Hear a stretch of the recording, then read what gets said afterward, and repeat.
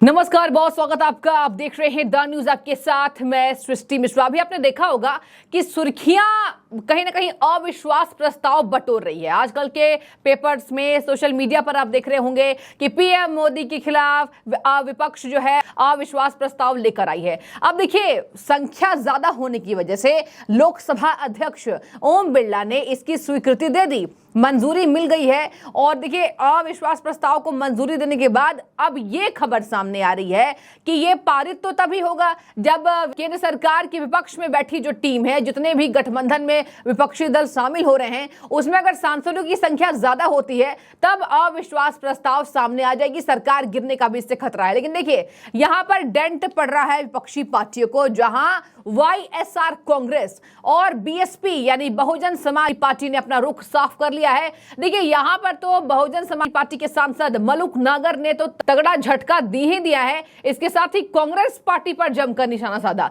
लेकिन सबसे पहले आज मैं बात करूंगी वाईएसआर कांग्रेस पार्टी के सांसद, जहां जिस तरीके से इन्होंने विजय साई रेड्डी ने कह दिया, इसकी जरूरत ही क्या थी।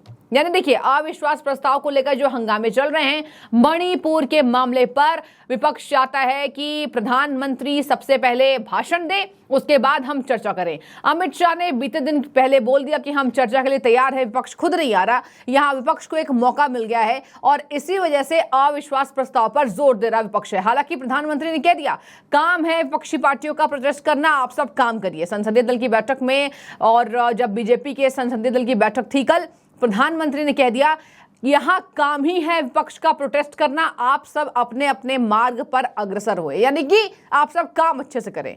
यहां पर बीजेपी विधायकों को, सांसदों को प्रधानमंत्री ने एक मार्गदर्शन दिया। अब यहां सुन लीजिए, यहां पर वाईएसआर कांग्रेस के सांसद विजय साई रेड्डी क्या कह रहे हैं। Your party has stands. No, when everything is going good, where is the necessity for no confidence motion? So your party is going to oppose it or support it? What will be your We are going to oppose no confidence motion. इन्होंने कह दिया, इसकी जरूरत ही क्या थी जब सब कुछ अच्छे से चल रहा था। यानी देखिए, इन्हें लग रहा है वाईएसआर कांग्रेस पार्टी को कि सब कुछ अभी फिलहाल देश और दुनिया की खबरों के मुताबिक भारत में अच्छा चल रहा है। और जब भारत में अच्छा चल रहा है तो क्या जरूरत है अविश्वास प्रस्ताव लाने की। अविश्वास प्रस्ताव तब लाया जाता है जब सरकार कमजोर होती है। देखिए, इन्होंने भी ये बात कही है कि अविश्वास की जरूरत क्या है जब सब कुछ अच्छा चल रहा है। ये कांग्रेस पार्टी के लिए सबसे बड़ा झटका माना जा रहा है, क्योंकि पहले से ही खबरें तेज है कि वाईएसआर कांग्रेस पार्टी जो है भारतीय जनता पार्टी का साथ देगी। हालांकि अभी साथ नहीं देने वाली है, लेकिन देखिए, अगर इस पर साथ देगी तो विपक्ष दल कमजोर हो जाएगा, और अगर सांसदों की कमी होगी तो अविश्वास प्रस्ताव यहां नहीं आने वाला है। और देखिए, आपको मैं आगे बता दूं, इन्होंने कह दिया है कि हम तो इस पे समर्थन नहीं देंगे। तो एक तो टीम पहले ही घट गई विपक्ष से, विपक्ष को इंतजार था सांसद बढ़ते जाए। देखिए, आज क्या हुआ, जब लोकसभा अध्यक्ष ओम बिरला ने इसकी काउंटिंग की, मतों की काउंटिंग की, तो उन्होंने कहा है कि मैं चाहूंगा कि एक बार आप सब खड़े होकर इस अविश्वास प्रस्ताव पर अपनी हाजिरी लगाएं। तो देखिए, कई ऐसे विपक्षी दल हैं जो उठकर खड़े हो गए। हालांकि जाहिर सी बात है, अभी तो प्रधानमंत्री का विरोध करना है तो ये काम तो सदन के अंदर हुआ, लेकिन इस पर 50 की संख्या थी, जिसके बाद ओम बिरला ने इसकी प्रस्ताव की मंजूरी दे दी। लेकिन अब कहानी में ट्विस्ट है कि सांसदों की संख्या भारतीय जनता पार्टी से ज्यादा होनी चाहिए, जो कि पहले ही, अगर हम मतों की बात करें तो तमाम अखबार यही चला रहे हैं कि मतों की संख्या में बीजेपी यानी केंद्र सरकार जीत जाएगी, विपक्ष पार्टी यहां कमजोर हो जाएगी। अब चलिए हम चल पड़ते हैं। यहां पर तो किस तरीके से इन्होंने कह दिया वाईएसआर कांग्रेस ने कि कोई जरूरत नहीं है, सब कुछ अच्छा चल रहा है। तो ये पहला झटका। अब चलिए दूसरे झटके की बात दर्शकों कर लेते हैं। दूसरे झटके में बीएसपी के सांसद मलूक नागर ने तो कांग्रेस की बखियां उधेड़ दी। देखिए, कांग्रेस की बखियां इसलिए मलूक नागर जी ने उधेड़ी है, पहले तो आपने देखा होगा मायावती को बी टीम बताया जाता है। आम आदमी पार्टी जब कांग्रेस साथ नहीं दे रही तो बीजेपी की बी टीम है। तो बीजेपी की बी टीम तो वो पार्टी होती है जो अपना रुख जो है वो विपक्षी पार्टियों के लिए साफ नहीं करती है। हालांकि वो विपक्षी दल जो है वो बीजेपी की बी टीम नहीं है। खैर, ये बाद में हम बात करेंगे। अभी हम बात करते हैं किस तरीके से मलूक नगर ने कांग्रेस की बखिया उधेड़ दी है। देखिए क्या कह दिया। अधीर रंजन से आपने शुरू करा, जो राष्ट्र की पत्नी कहता था महामहिम माननीय राष्ट्रपति जी को। अरे कांग्रेस में लीडरशिप की कमी है, और अविश्वास प्रस्ताव जब लाया जाता, जब सामने जो पक्ष या सरकार में जो प्रधानमंत्री थोड़ा वीक होता है, जिससे डिस्कशन में चीजें हिल जाए। ये नंबर कितने हैं सामने है। अविश्वास में कुछ होना नहीं है, गिरना ही गिरना। एक मौका दे देंगे, सारे अपनी बात कह देंगे, और बाद में माननीय प्रधानमंत्री आएंगे और वो एक एक पॉइंट का जवाब देकर धाराशाही करके और विपक्ष को कमजोर कर देंगे। ये नंबरों के आधार पर सोचना भी नहीं चाहिए था, मेरे हिसाब से गलत है। और वो पूरी तैयारी के साथ आकर के, और जब बाद में भाषण होगा प्रधानमंत्री जी का इस विषय पे, तो सब धाराशाही करके सपेट करते चले जाएंगे, और जो कांग्रेस लगातार पूरे देश में मजबूत होने की तरफ चल रही थी, वापस कमजोर होके वहीं गिर जाएगी।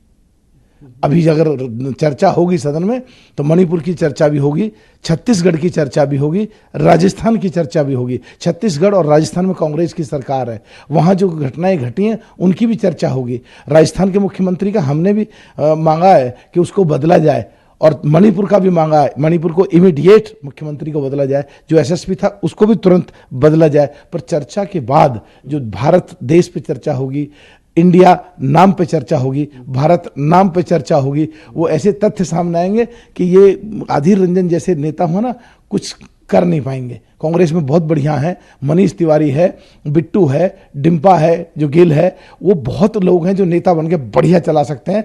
और ये अपने बट तो अधीर रंजन जी बना रखे, ना वो हिंदी बोल सकते हैं ठीक, ना वो अंग्रेजी बोल सकते हैं ठीक। इससे तो बांग्ला में ही बोलना चाहिए, कम से कम ट्रांसलेशन में सुन तो लें हम लोग भी क्या बोल रहे हैं। वो बोल ही नहीं पाते हैं। विपक्ष कमजोर और ज्यादा हो जाएगा। विपक्ष कमजोर अगर हो गया तो देश कमजोर हो जाएगा, और देश कमजोर हो गया तो ये बीजेपी वाले लोग, आज की सरकार के लोग अपनी मनमानी चलाएंगे। इसलिए कांग्रेस को विपक्ष में मेन पार्टी है, सूझबूझ करके कदम उठाना चाहिए, जिससे कि विपक्ष मजबूत हो, ताकि देश मजबूत हो सके। कुछ नहीं होने वाला है। सरकार कमजोर होती है तो ये होता है। हमारी आवाज देश की जनता और देशवासियों के लिए होगी, यानी कि बीएसपी की आवाज देशवासियों के लिए होगी। विपक्षी दलों में इन्हें शक्ति नजर नहीं आ रही है, और ये दावे, ये वादे, अविश्वास प्रस्ताव जो लेकर ये आए हैं, एक इन्हें पता है, चलिए सदन के अंदर अविश्वास प्रस्ताव लेकर आ जाए, सरकार गिराने के लिए तेज है। लेकिन ऐसी कोई बात नहीं है। यहां मलूक नगर ने भी कह दिया कुछ नहीं होने वाला है, आपके सामने संख्या बल है, इसीलिए कुछ नहीं होगा। यानी कि इन्होंने साफ कह दिया कि केंद्र सरकार की संख्या बल विपक्षी पार्टियों की तुलना में ज्यादा है, और इसी वजह से कुछ नहीं हुआ है। अब देखिए, इन्होंने आगे भी कांग्रेस पार्टी की बखिया उधेड़ी है। पहले तो बताया कि कोई दम नहीं है, इसके साथ ही आगे बोला कि अगर कांग्रेस में नेतृत्व की कमी है, जी हाँ सही सुन रहे हैं आप, कांग्रेस में नेतृत्व की कमी है, ये मलूक नागर ने कह दिया मीडिया से बातचीत करते हुए।